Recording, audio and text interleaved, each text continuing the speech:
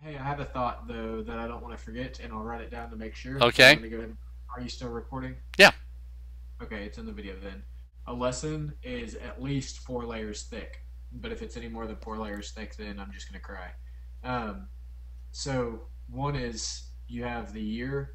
You have to think about a lesson in terms of how it fits in with your year, and that is, are you going to cover all of your content standards, and have you written a curriculum map that makes sure all those standards get covered?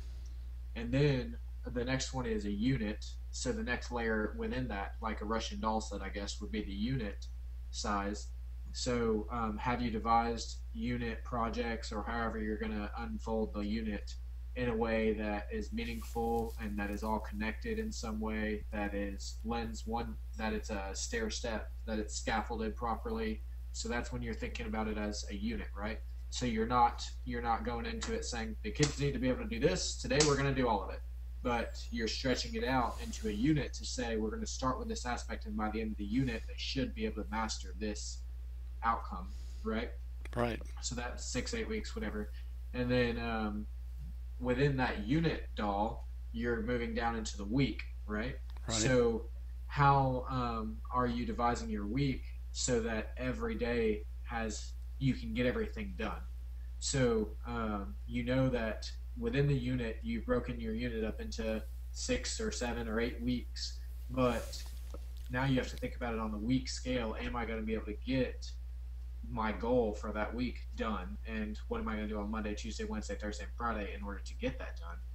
And then finally within that you have the daily lesson, and that's not the most important. I think they're equally important, but that is just as important as the year plan, the unit plan, the week plan. The daily plan is how you deliver it to your students. So you have something to get their attention, you have a hook, then you have something to keep them engaged while you're delivering content or while they're discovering content.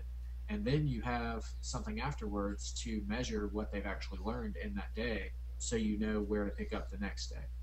So after all of the year, and especially this, I went to a conference in Birmingham last week where we focused in on the daily things. I feel like those are the four components to making one lesson.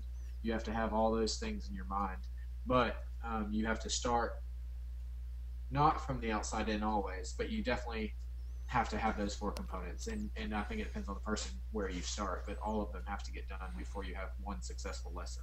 Right. So does that make sense? Yes, absolutely. And you made two more. You mentioned two other things that I want to get to later Okay. about hooks. What kind of hooks can we use? And evaluation. We didn't talk about that, but we will at some point. All right. All right. Great.